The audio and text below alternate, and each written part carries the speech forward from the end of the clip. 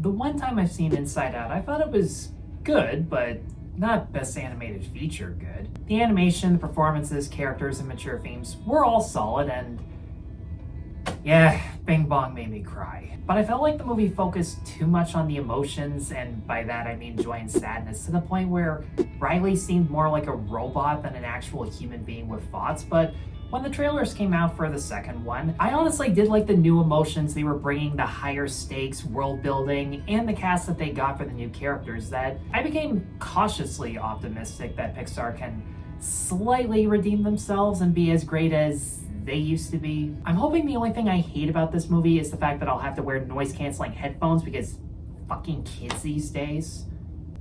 Disney doesn't make them like they used to, which is why I am thrilled to say that I liked Inside Out 2 a lot more than the first one. Everything that was good about the original is expanded upon, and the problems I had before are mostly improved upon. Like any great Pixar movie, the animation is absolutely top-notch. It is bright and colorful. The designs of the new emotions perfectly fit their personality and purpose to Riley's psyche, like how anxiety is basically this Muppet from hell that is just ghastly to look at, compared to envy being small in stature with lots of big ideas, or nostalgia looking exactly like your favorite storytelling grandma.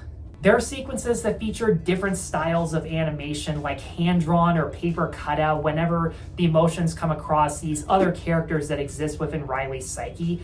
And everything moves at a much faster pace, not just on a technical level, but just to examine the amount of obsessive thoughts and overthinking that is going through Riley's brain, especially with anxiety taking over. Kensington Tallman does a great job at playing Riley, who's a much more fleshed out character this time around.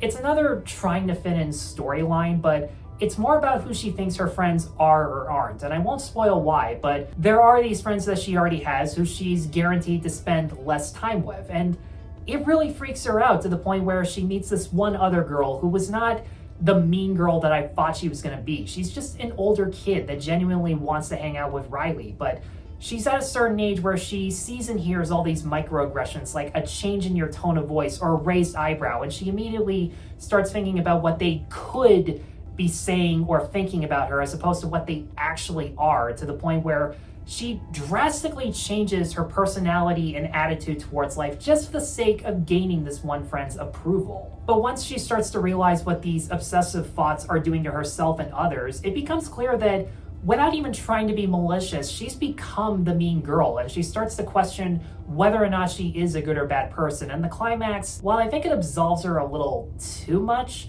makes it clear that she can be a good person if she chooses to. And it's not the changes in her personality that are the problem, it's how she does them and why. Obviously, anxiety is a major factor, and I gotta say, when it comes to all the emotions in this film, anxiety and envy really stand out the most. Maya Hawke did a good job voice acting wise, but Ayo Edebiri really threw her A game into the performance, and it's really the animation and the writing of their characters that make them truly complex villains. And I feel weird calling them villains because every decision they make, good or bad, is done with good intent. They want to improve Riley's life, and there are a couple times where their micromanaging actually does improve her situations. But it's clear as day that they're still trying to play God and mold Riley into who they think is the ideal person, as opposed to just letting Riley be the person that she is. And the amount of power anxiety has over Riley makes her so despicable to watch, and she provides a lot of suspense towards the story. And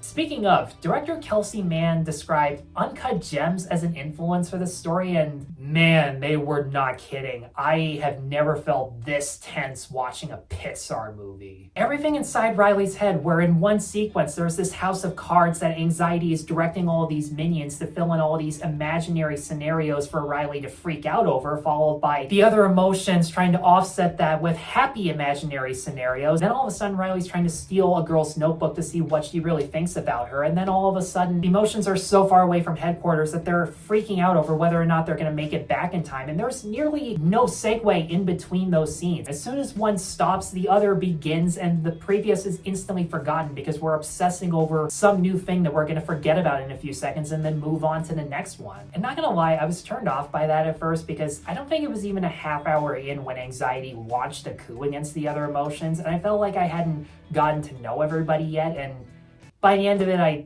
still kind of didn't, and we'll get to that later. But once it was clear how simple the plot was and how dangerous anxiety and envy just controlling Riley's mind to the best of their ability was, the simple story and frantic story beats just offset each other nicely.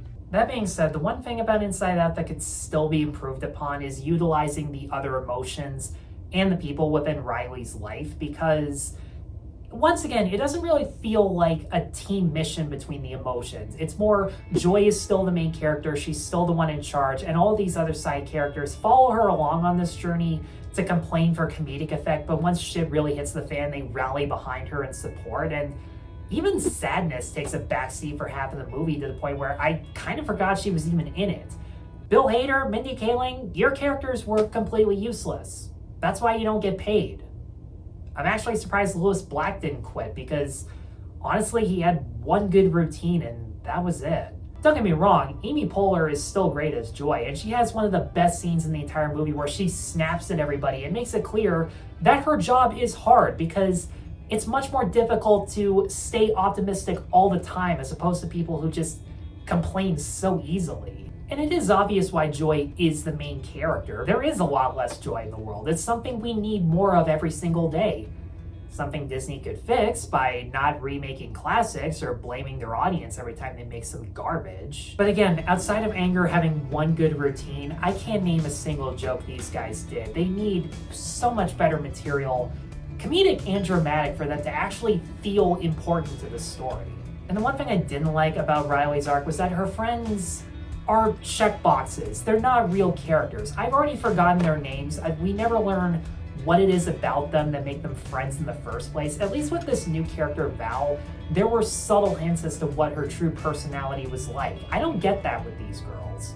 And no joke, the funniest character in this was a 5-minute Bing Bong substitute where Ron Funches, of all people, is this Blue's Clues type character, and that's all I'm gonna say because this material was so fucking hilarious. I could have used like 1 or 2 more scenes of him. He was that funny. Aside from that though, everything that people loved about Inside Out, I felt in the second one. The animation is gorgeous, the stakes are high, the drama is intense, and the characters you do understand and root for or against are still really well written and complex. So definitely check this movie out. See it in theaters, please. Like, you won't regret it.